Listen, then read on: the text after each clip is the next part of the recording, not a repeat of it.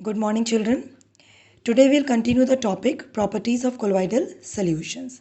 As yesterday we have discussed about the heterogeneous character, the colligative properties, as well as the Brownian moment in the colloidal solution. Now today we will study optical properties.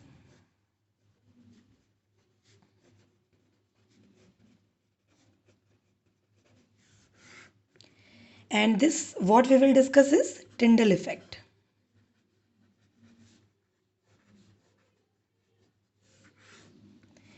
And you all are familiar with the term Tyndall effect. It is the scattering of light by the colloidal particles present in a colloidal sol. If a light is passes through a true solution, then there will be no scattering of light. And the reason is the particle size in the true solution is very small.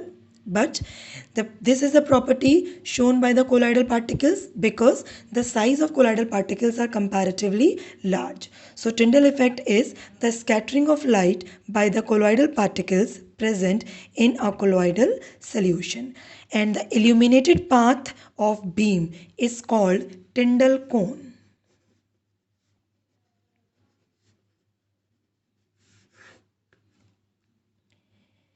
If a strong converging beam of light is passed through a colloidal solution placed in a dark room, the path of the beam illuminated, and this is called Tyndall effect. Now we'll come to the next property of the colloids. It is the electrical property.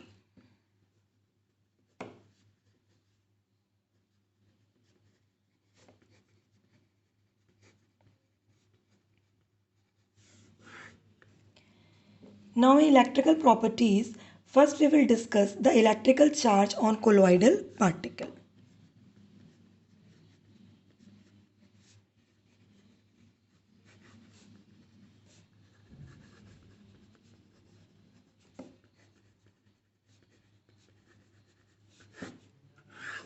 Colloidal particles are charged.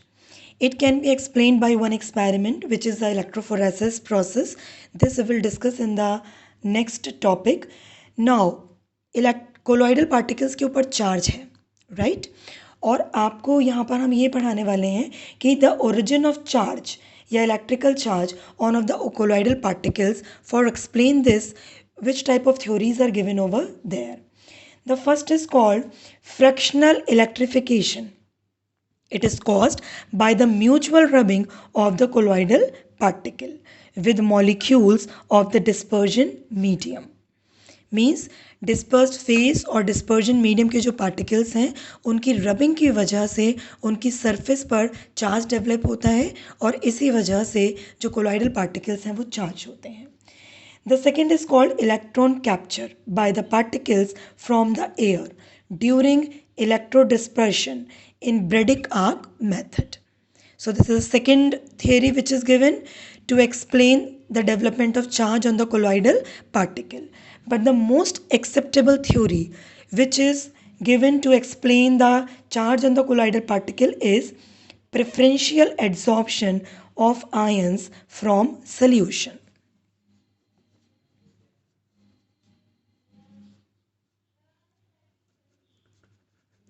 Preferential adsorption of ions from the solution means if you are going to make a colloidal sol, if you are going to make a colloidal solution, then that particular dispersed phase will adsorb either the positive ion or the negative ion from the dispersion medium, and it will make the colloidal particles charged, right? For example, if we are going to make a colloidal sol of AgI, and first we are making this type of colloidal sol by adding Ki. AgI में क्या add कर रहे हैं आप? Ki. You see that I negative is common as AgI में I negative present है और यहाँ भी I negative present है. So the sol prepared will be AgI and it will be absorb I negative on its surface. So it is called negative sol. and the K positive ion will remain in the solution. Okay. Now if you are going to make the AgI colloidal sol by adding AgNO3, then you see over here,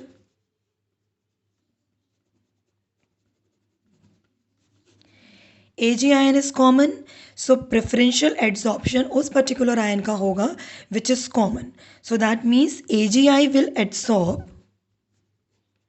Ag positive. Okay, and the NO3 negative ion will remain in the solution. Then the sol form will be what?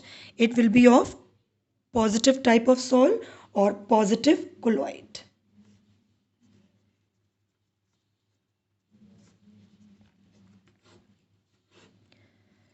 So it is called preferential adsorption of ions on the surface of the dispersed phase particles.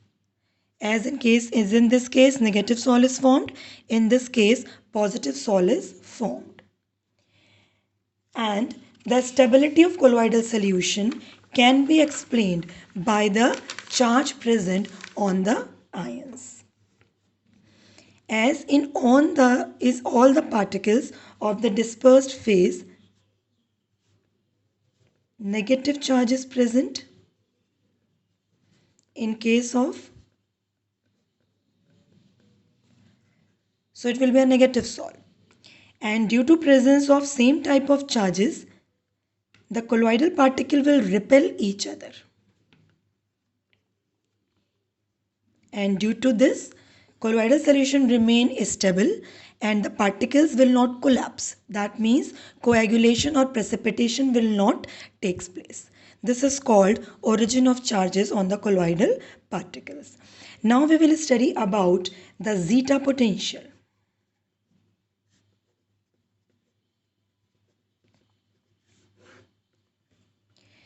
As we see in this example, there is one fixed layer of the negative ion. So it is the negative sol, but at the same time we know that K positive ion also be there in the solution. So here it is negatively charged particle and this is the fixed layer, but the second layer, that is the K positive, will also form a diffused layer. Because K positive ions are present in the solution, so they will also form a layer around this fixed layer. So you can see that double layers are formed. One is the negative, which is fixed. Another one is a positive, K positive ions, which is called diffused layer.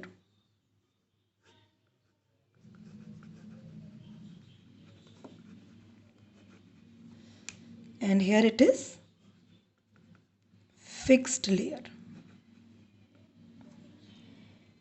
And the double layer of opposite charges are called Helmholtz electrical double layer. There is one more term, Helmholtz electrical double layer.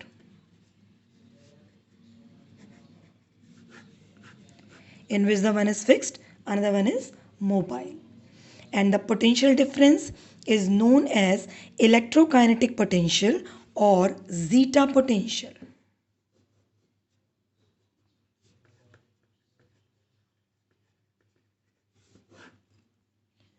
So this is the concept of Helmholtz double layer and the zeta potential. Now we'll study one more phenomenon which is called electrophoresis.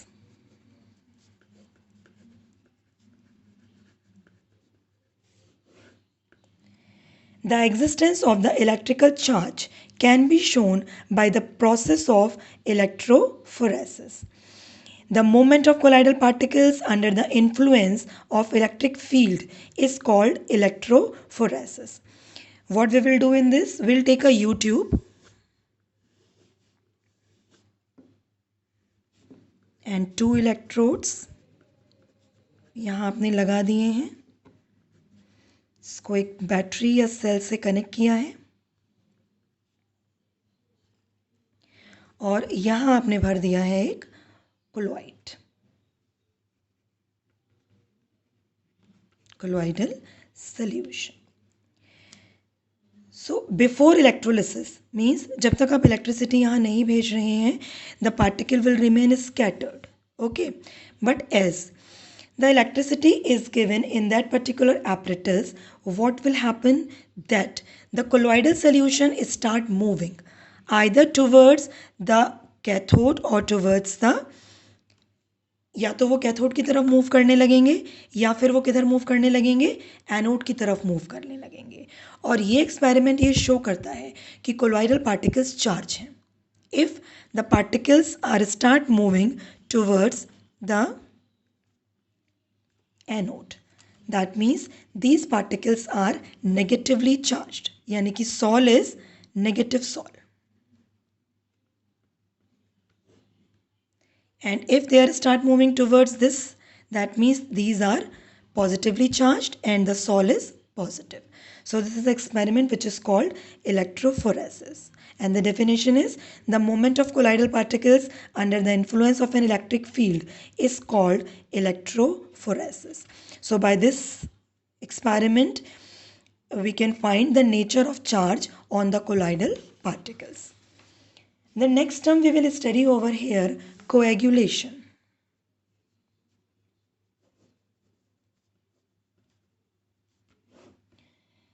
And coagulation is actually what? Precipitation.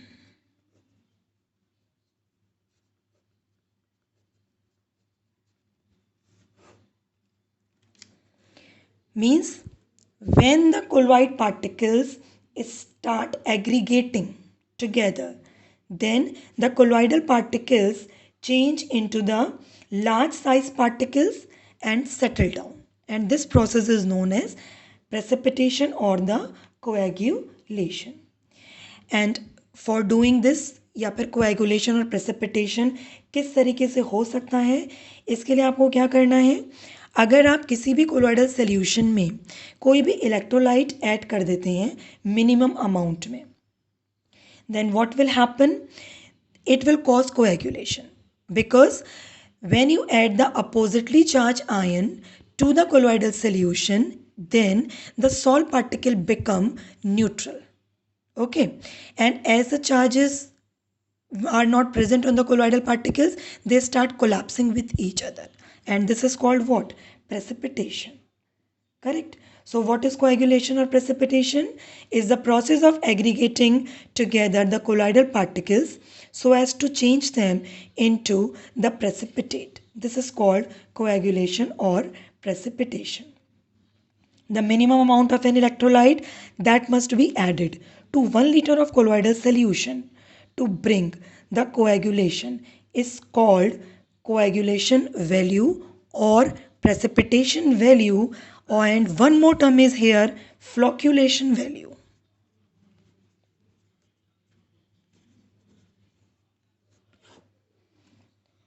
And to explain this, we will study a law which is called Hardy-Schulze law.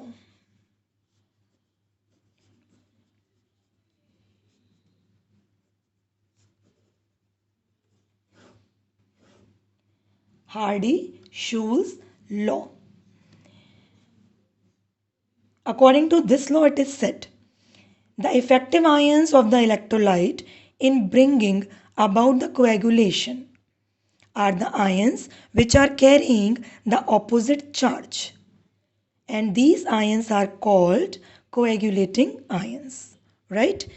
कभी भी जब आपको किसी भी particular उसको coagulation के लिए आप जो भी इलेक्ट्रोलाइट ऐड करते हैं किसी भी नेगेटिव या पॉजिटिव सॉल्व में, तो जो आयंस आप ऐड कर रहे हैं उन आयंस को हम कहते हैं कोएगुलेटिंग आयंस और flocculating ions. And the second point of Hardy-Schulze law is greater the valency of coagulating ions, greater is the power of coagulation. Right? यानी कि अगर मैं आपको एक नेगेटिव सॉल्व देती हूँ और उसको कोएगुलेट करने के लिए आप ऐड कर रहे हैं Ag पॉजिटिव, राइट, या फिर आप ऐड कर रहे हैं Al+3. Okay, so you see that here the 3+ charges are present, while in this case of Ag there is only one positive charge. That means Al plus will cause more coagulation. Because according to Hardy-Shoes law, it is said, greater the valency of coagulating ion, greater is the power of coagulation. Okay, so this is called coagulation, and we can coagulate any of the colloidal solution by adding electrolyte or by adding opposite ions. And the other methods by which coagulation can also be caused, first is by electrophoresis.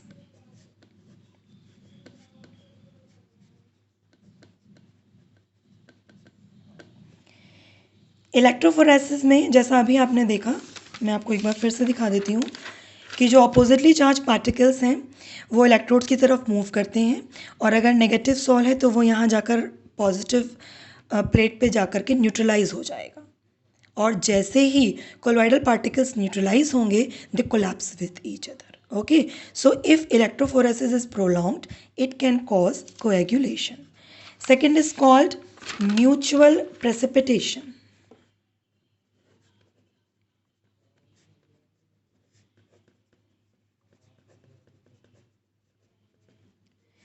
Means if you are having a positive salt and a negative salt, तो coagulation के लिए you can do one thing, you mix both. That means the negative salt become neutral, the positive salt become neutral, and definitely coagulation takes place. By prolonged dialysis,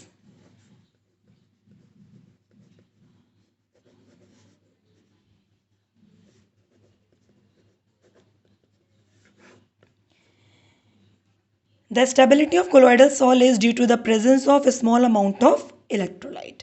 अगर आप dialysis को prolong कर दें, लंबे time तक होने दें, तो आप जानते हैं कि जितना भी आयनिक पार्ट है, इलेक्ट्रोलाइट पार्ट है, वो बाहर आ जाएगा, और अगर सारा इलेक्ट्रोलाइट रिमूव हो गया then the colloidal particles become neutral and they start collapsing. That is coagulation will takes place. In some cases, heating of the salt also can cause coagulation, as butter coagulate by heating. So it is called coagulation. Now we will study one more term, which is protective action of lyophilic colloid.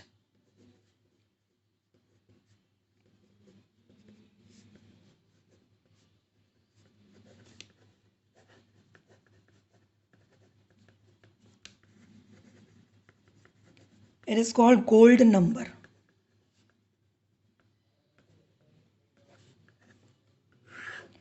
Protective action of lyophilic colloids, it is called gold number. सबसे पहले मैं आपको इसकी definition बता देती हूँ. Gold number of a protective colloid is the minimum mass of it in the milligrams, which must be added to 10 ml of standard red gold salt, so that no coagulation of the gold salt takes place when 1 ml of 10% NaCl solution is added to it. आप इसे समझ लीजिए, आपको gold salt दे रहे हैं और gold salt का जो अमाउंट है वो 10 ml है. इसको कोएगुलेट करने के लिए आप इसमें ऐड कर रहे हैं 1 ml of 10% NaCl solution, right? So what is the protective lyophilic colloid? It is the amount of lyophilic colloid जो आपने किसी भी गोल्ड सॉल्ट के 10 ml में ऐड किया हुआ है, और उसके एडिशन से अगर मैं उस गोल्ड सॉल्ट के अंदर 1 ml डालूंगी 10% NaCl का, तो कोएगुलेशन नहीं होगा, right? So to protect the 10 ml of gold salt by the coagulation by addition of 1 ml of 10% NaCl, the amount of lyophilic colloid which we will add is called gold number, or it is called the protective action of lyophilic colloid या protective number of lyophilic colloids. It is an important definition. आप इस definition को ऐसे ही word by word याद कर लीजिएगा. And by the addition of lyophilic colloid, we can protect any of the lyophobic colloid from coagulation. Now the next term we will study is emulsion.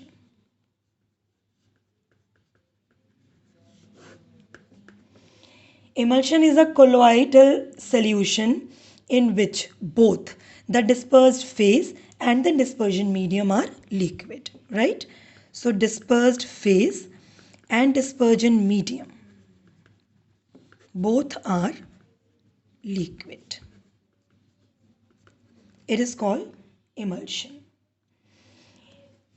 Whenever you are making an emulsion, to get a stable emulsion, small quantities of certain substances are added, and these substances are called emulsifier or emulsifying agent.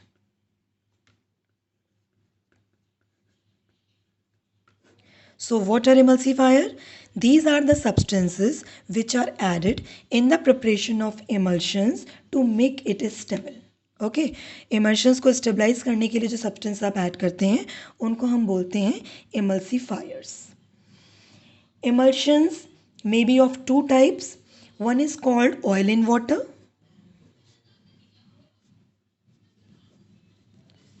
while the second is called water in oil. And the oil in water, the example is milk. And you can also write one more example, vanishing cream. Water ज़्यादा रहेगा और oil इसके अंदर कम रहेगा. But when you study about water in oil, then the example is butter and cold creams. So these are called emulsions. One more definition we will study here, de-emulsification.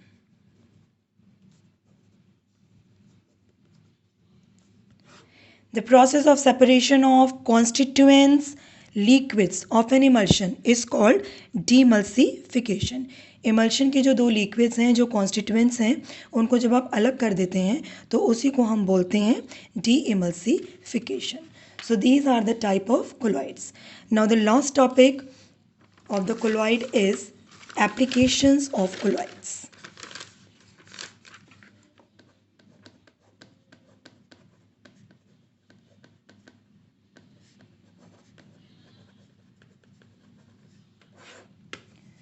Colloids के applications क्या क्या हैं?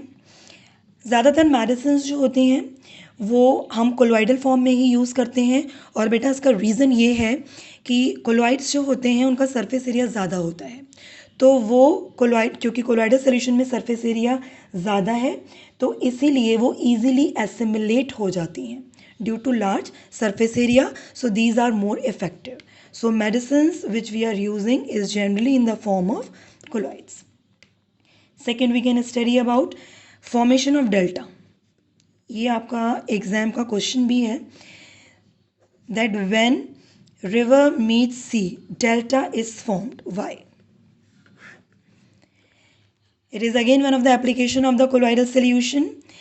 आपने देखा है जहाँ पर भी रिवर जो है वो सी के अंदर मीट करती है वहाँ इस तरीके से पाइल बन जाता है और इसी को आप क्या बोलते हो? डेल्टा. ऐसा होता क्यों है? वी नो दैट कि समुद्र के अंदर या सी के अंदर सॉल्ट्स प्रेजेंट हैं और जो रिवर है वो अपने साथ सैंड क्ले पार्टिकल्स लेकर आ रही है. Sand and clay particles are the colloid particles, and when they come in the contact with the electrolyte which is present in the sea, they get coagulated, and due to this coagulation delta is formed, right? So formation of delta is because of coagulation. The blue color of sky is because of colloidal action. The one more a very important application is here is smoke precipitation.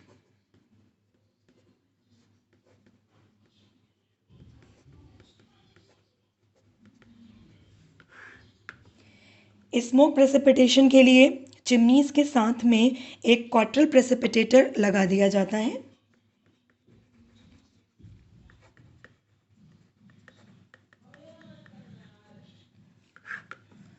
और यहाँ पर भी देखिए smoke जितना भी है, जो chimney से निकलने वाला धुआं है उसमें ज़्यादातर जो पार्टिकल्स प्रेजेंट हैं वो डस्ट के हैं और उसके अलावा उसके अंदर प्रेजेंट होते हैं कार्बन पार्टिकल्स जो कि चार्ज होते हैं. स्मोक प्रेसिपिटेटर में स्टील की प्लेट्स लगा दी जाती हैं और यहाँ पर ये जितने भी कार्बन पार्टिकल्स या डस्ट पार्टिकल्स हैं उन्हें न्यूट्रलाइज कर दिया जाता है। And we know that whenever the neutralisation take place it will coagulate, it will precipitate it down, और उसके बाद जो निकलने वाली स्मोक है वो कार्बन और डस्ट पार्टिकल्स से फ्री हो जाती है। So it is one important application.